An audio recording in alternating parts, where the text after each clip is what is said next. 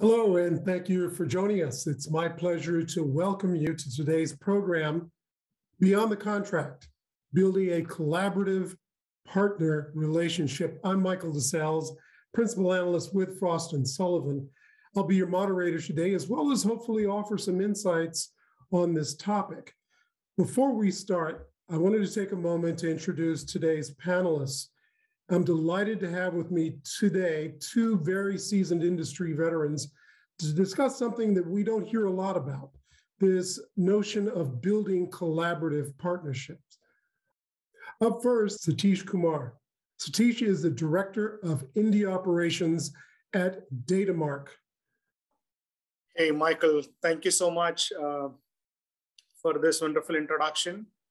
Yeah, I'm Satish. I'm the Director for India operations, working with DATAMARK for the last 15 years. I manage the complete India operations with 1,300 people working from India. And DATAMARK provides various services, includes finance and accounting processes, and then call center services, and then a lot of other services to transportation and logistics and other verticals. Wonderful, welcome. Up next is Mark Connard. Mark is the Senior Director of Revenue Management at R+L Carriers. Welcome, Mark. Mark, tell us a little bit about your responsibilities and what does R+L Carriers do? Yeah, thanks. Appreciate the opportunity. Yes, R+L Carriers is a privately held LTL carrier with other services, logistics, warehousing, various aspects of transportation management. I've been with R+L for over a decade, having been in the LTL industry for more than 40 years with varying jobs in the past, including Senior Vice President of and an officer of various publicly held companies, managing marketing, sales, strategic planning, acquisitions, and so forth. My current role at R+L is to manage the revenue stream, the entire order to cash process, with the strategic goal of improving our cash flow and delivering a perfect invoice to our customers as one of the outgrowths of that particular effort. So it's going to be a pleasure for good discussions today. Looking forward to it. You bet. So one of the things that a lot of folks that are tracking packages, I've learned it's LTL is less than a truckload. Is that correct? Yeah, maybe I should have put a little flavor to that. So truckloads are usually a single shipper taking up the entire trailer for a shipment. LTL, we consolidate smaller shipments into consolidated loads and then distribute them throughout North America. Yes, sir. Great. Thanks for unpacking that for us. So our basic question here is, how do we select the right partners? And Mark, maybe you'd like to kick this off for us and talk a little bit about how that works for you in your business. Yeah, in our particular business, key to us is managing data. And one of the key aspects of that is entry of data from bills of lading, which are contracts to move freight. So a key partnership that R+L has developed is with a number of BPOs to do some of that manual entry of that data input. And key to that is the accuracy to that over the process of the revenue stream. So we, in our relationships with the BPOs, first look at their experience with other similar companies in our industry and or transportation companies. And that was our experience with DATAMARK in particular, which is a relationship that's more than a decade old. But we start there. Do you have experience? The next key thing is meeting with senior management at the BPO to see their level of commitment, their understanding, and then try to convey to them what our objectives are, see if there's a fit between their offerings and our needs, and can there be mutual benefit for both companies. And if we find those things are true, then we start to get into the discovery phases of exactly what it is we need done, and are the BPOs in a position to deliver on those needs. But you can go into great detail from there, but the highest level is commitment, willing to communicate, and do you understand what we need, and can we convey to you how it is we need it done? And then you offer some insights perhaps that might improve our processes. So that's key as well. Okay, great. Satish, some thoughts? Yes, definitely. You should have a transparent communication with the partner, which would build the trust, right? Sometimes people just overcommit just to get the business and get into the business and then fail miserably. Instead, if you have the transparent communication from the beginning, which would build more trust and help you to become a good partner with the client. So apart from that, you should also say the effective governance model that you have and your operational excellence with the client so that they evaluate us in terms of your model, governance model, and then the excellence, operational excellence, and the technology driven process. So all those things would definitely help to be a good partner with the client. Very good. You know, I've been covering the BPO space for the last 15, 16 years. And one of the things that surprised me in looking at partnerships is the matchup between the mission, vision, and culture of the two companies. Can either of you respond to that or give me some thoughts on that? Well, I'll just weigh in here. Kind of coming from old school management, being in this for so long, quite frankly, this decade-long experience with DATAMARK has taught me some new tricks, so to speak. And it used to be we would just convey our expectations to our outsourced partners, expect them to perform to those expectations. But as we've developed this relationship with DATAMARK, and as I've got a more deeper appreciation for the importance of those mutual gains, that communication and trust issue that Satish mentioned earlier became so very apparent. And that's very much manifested itself in our relation, particularly with DATAMARK. We've relied them now as a consultant internally to look at our processes, offer recommendations for improvement that mutually benefit both of us, as well as other of our BPOs who don't take the same level of analytical evaluation that DATAMARK does, and measured communication efforts. So the key to that is communication. I agree 100% with Satish, and trust is, what do we need? What can you do to help us? And when you offer up advice and counsel and back and forth on, so we understand exactly what is being suggested, we've come to a number of great breakthroughs that have, I think, benefit both companies. So I think that's key: communication, trust.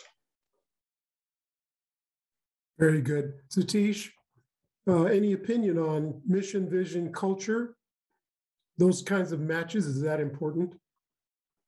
It is definitely important, Michael. There is no secondary thought on that.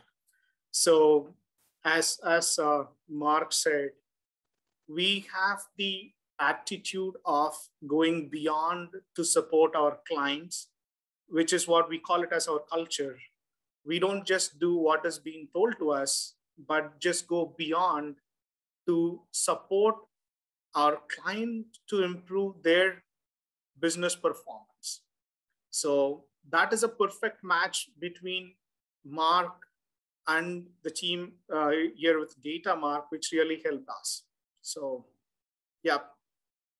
Gotcha. Very, very good. And I might just add to that, if it's all yes, right, Michael, is that, what we've learned over time is to be very straightforward and sharing with our BPO partners, particularly DATAMARK, what's our vision? Not just managing over the next 6 month, 1 year horizon, but trying to paint a vision for them, what we plan to look like 5, 10 years from now, so that we can start thinking together how the business processes, platforms, and people need to change. So they've been key in helping us think through those things as we get vision directed down to us from the board of directors that we then have to execute. So it's been a good relationship. I think very valuable for buyers of services and providers of services to have that long-term vision together shared. I have an example for transparent communication and vision based on my conversation with Mark. I remember exactly when we were affected by pandemic, Mark told us that, hey, this is going to create a huge opportunity for R+L, and our volume can increase drastically, okay? And he asked whether can you support for this growth? But that pandemic was new to all of us, right, across the world. At that time, I wanted to just refer the transparent communication here. We told Mark, we are now trying to set up our work from home model, which is completely new to us. So it may take some time for us to just set right this work from home model to handle the volume that is allocated to us, right? So with it, so for now, we are working on to handle our volume and may take some time to support you for the growth, which helped Mark, or which Mark was able to understand our situation. And then he just tried to balance identifying a different partner to support the growth. So this is the best example for the transparent communication between us and the vision that he shared with us about his growth in his organization, even though during the pandemic situation. Right, Mark? Yes, sir. Yeah. That was key. I mean, new experience for everybody, but yeah, we were so focused on tactical responses to keep freight moving, because information moves freight. And if we don't have to, that front end of getting the information in, we just can't move freight. So everybody's transitioning to work from home. So that communication with Satish and the team was, what is it that we need to keep our tactical processes moving with a strategic view was vitally important. Because we were having to convey this up to the board of directors every day, I mean, even hourly at sometimes, is how we're going to keep freight moving, what are our partners doing to help us, and just the performance of certain partners. This is particularly the point at which DATAMARK separated themselves from the other BPOs, so that line of communication and a clear plan to transition their folks from work from the office to work from home. And that whole thing was about communication. And it set the groundwork. They knew where we were going in the future, but those tactical responses in face of that tragedy that the whole world just had to work through, and we're still working through, was vitally important. Yeah, hard to do is to future orient the partnership. None of us, Frost Sullivan included, has a crystal ball. As you're doing more than just dating, this is more like a marriage. Are there some obvious red flags that you should be aware of when selecting a partner? Well, from my perspective, it's communication. I have a real issue with outsourced partners who don't have a sense of measured performance. That is, what's the throughput? What are the expectations they have of their people to meet our goals? Because we measure everything. So there's a great deal of comfort to know that we're measuring the same things, maybe from a slightly different perspective, because the partnership has a little bit different view. But it's key to me, the importance, Michael, is that we're measuring the same things and we're communicating on those things. So that was key, and that was where DATAMARK particularly stood out among other things, but it was very important. Sure. So Satish, question for you then. As you look at, and you have several partnerships, obviously, as a multinational, international BPO, how do you help diversify any risk in the partnership? How does that work? So we usually propose the client to diversify split the operations into different locations so that we have proper redundancy in place and avoid the risk due to any issue specific to specific location.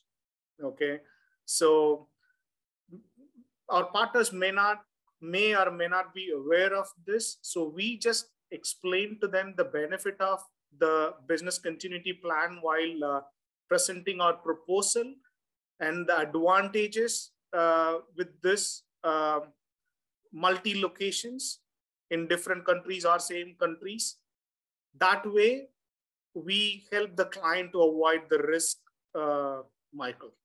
Okay, that becomes very important. Again, in my research around BPOs, especially the global ones, diversifying risk becomes very important, and locations in terms of handling volumes becomes absolutely critical.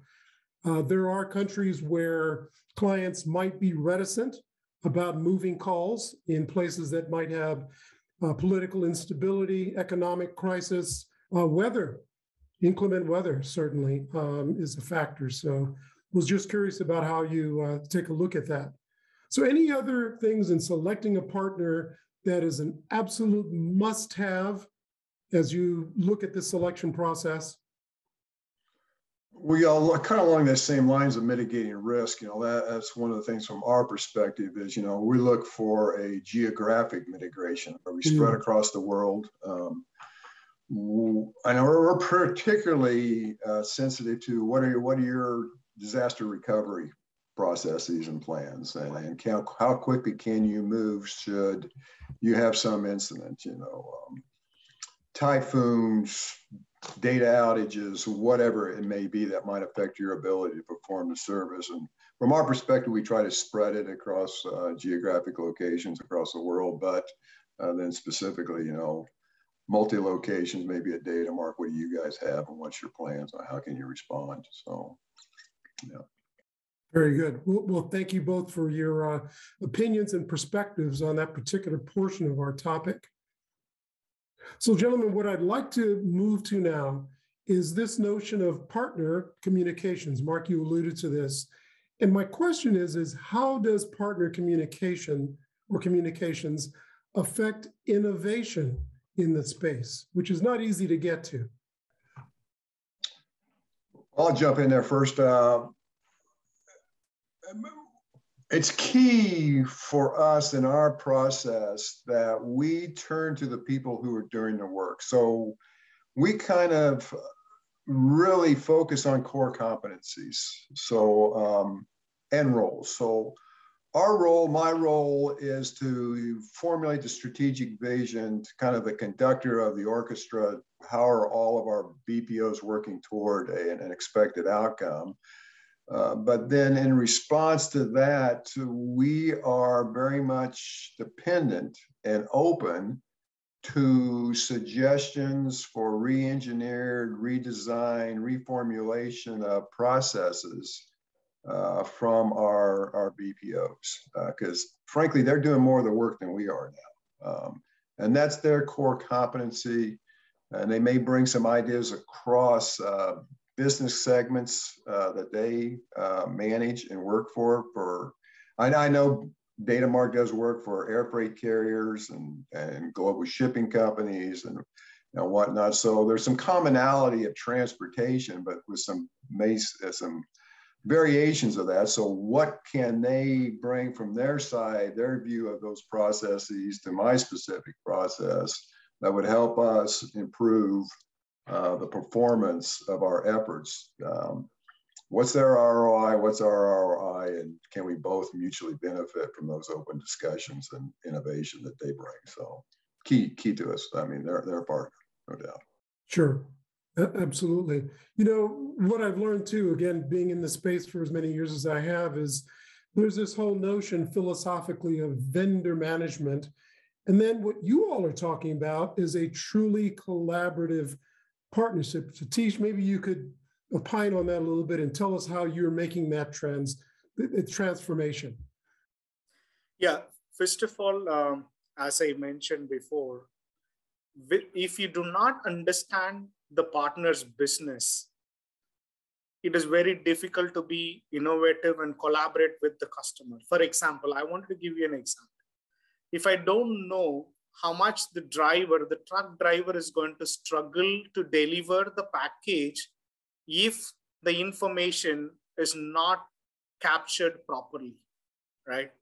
And if I don't know that how much our partner is going to struggle and delay the revenue generation process if the revenue impacted fields are not captured properly.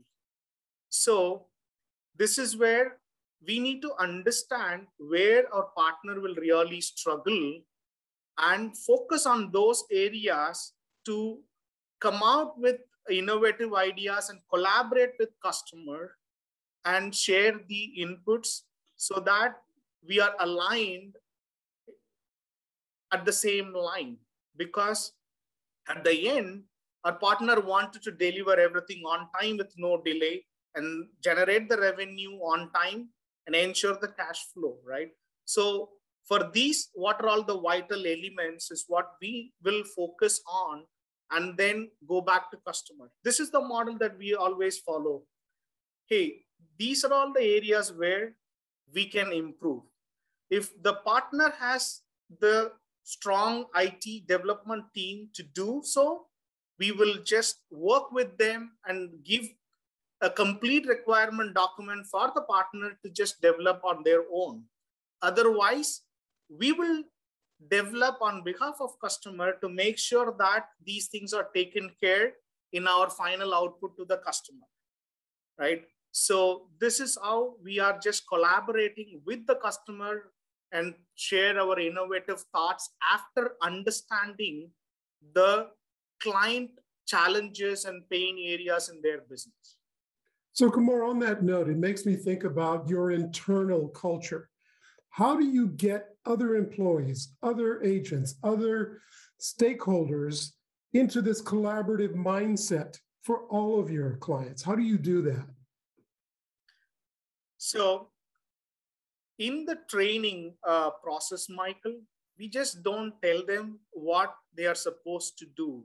We also tell them what will happen if you don't do what is trained, what is something that we are telling you to do.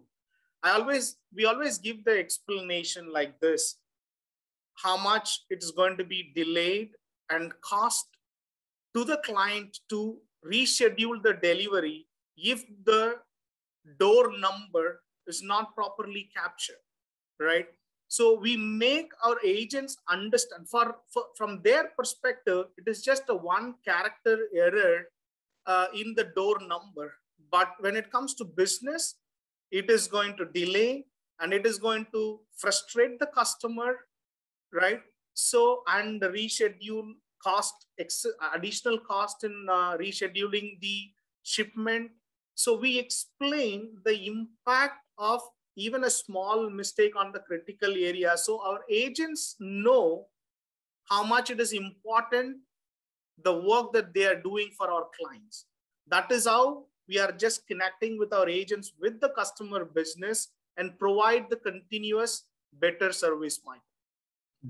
And if I could just weigh in there, I mean, that's exactly right. I mean, it's, we've found if we can convey to people why we're asking them to do something, that their willingness and response, and their value, they realize their value of that. So it's not just inputting data. I mean, it's taking this data, creating knowledge from it and information, and then an action plan to some business goal. So we are pretty simple in a couple of rules that we follow and goals that we have that I'm certain that it's pretty apparent at DATAMARK. You know, one is we have to be 99% done with all of our data entry by 11 p.m. Eastern Standard Time, because that drives a lot of our operations planning. It's not just in revenue, but it's also operations. So those little bits and bytes of data have been turned into knowledge and information that drive an action plan and then convey themselves to, you know, a perfect invoice. So Satish was mentioning some of those things. A little failure here or there creates all kinds of significant cost on our part if it's not perfected the first time. And well, we don't expect perfection when this volume of work is done, but we also expect root cause identification of why something went wrong, our BPO's participation in us how to correct that. And I might just give a real quick business case study. So in our 10-year plus engagement with DATAMARK, they started with us when our old legacy system, which was, a mainframe table database driven model, to one that we have evolved to a distributed cloud services relational database. And we asked for input from our BPOs, but got most of our quality input back from DATAMARK is, how do we make this transition? What's going to be the best way to move forward with less stress and the quickest learning curve as we present this to our partners going forward? So they were key in that communication of developing that training. And as we implemented, of course, you do the best you can to think about all scenarios, but there were some gaps, there were some bumps along the way. And DATAMARK didn't hesitate to say, here's some areas that we missed that we need to address quickly. And we were humble enough to listen. And we were also knowledgeable enough to know that these guys know what they're talking about. They're a partner. They're not just a vendor. Mm-hmm. So let's get this done and make it happen so that the benefit would be derived by both parties and more so for our customers. So that was a real case, that migration from legacy to a new platform, right? Excellent example there, Mark. So Satish, just to close on this, I did a little bit of research on DATAMARK. You have this thing you call a one-team model. Can you tell us quickly about that? Yeah, so the one-team model is, Michael, like, we always own the partners, the portion of business that we do for our partner, we own it as our business, right? So we just make our partner to just feel that we are an extended arm of our partner. So they are rest assured and they can focus on their core business by just being rest assured that we will take care of their business.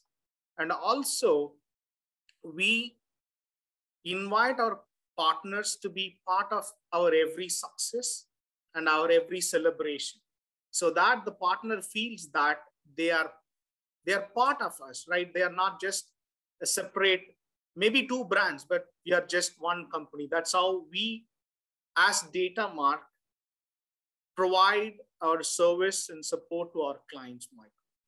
Very good. Thank you.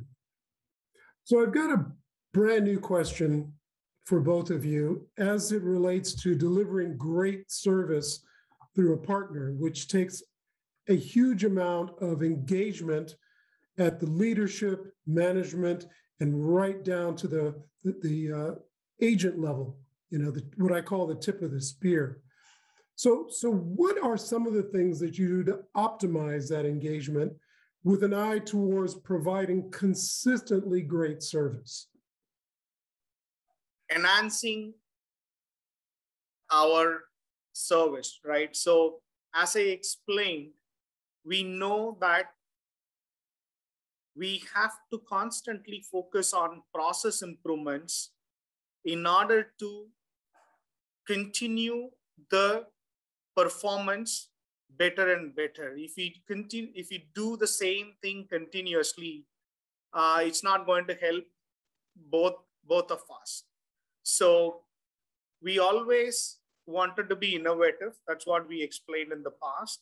We always wanted to be innovative by looking at all the opportunities in the process and present our thoughts with the clients along with the benefits, which we will share it with the client. So our approach is, we go with our proposal to the client, and once the client accepted for our innovative thoughts to implement it, we also share the benefits. Let's say productivity improvement, if the systems are enhanced based on our recommendation, then obviously after implementing it, after absorbing for some time, we will share the benefits with the customer. That is going to strengthen the relationship and enhance the performance, right? This is just an example, which we have done it in the past as well. Very good. Mark, my question for you, because you've been doing this so long, is share with us some of your best practices for a successful long-term partnership, if you could. Yeah. Well, one, I think there's got to be a clear and shared common vision. We're the one that's engaging the contract services, so can we clearly articulate to our BPO partners what our long-term and short-term visions are? Is it understandable? And if we sense that there is real commitment on the part of leadership at these BPOs of that common vision, and they're able then to articulate it in a manner that is relevant to their assets and their team, then we have a great opportunity to move forward as a singular type brand, where their services are indistinguishable from our brand, and whether we're delivering information and data to our internal customers, in our case, our operations team at our truck company, or a perfect invoice to our customer the first time. It's all branded under our logos and branding, but behind the scenes, there's so much that's being done by outsourced companies. So we find that if they understand our common vision, and they can execute to help us improve our performance against that, that's key. I've unfortunately been involved in some situations where perhaps it was our issue, we didn't share it or convey it very well, but those partnerships didn't work.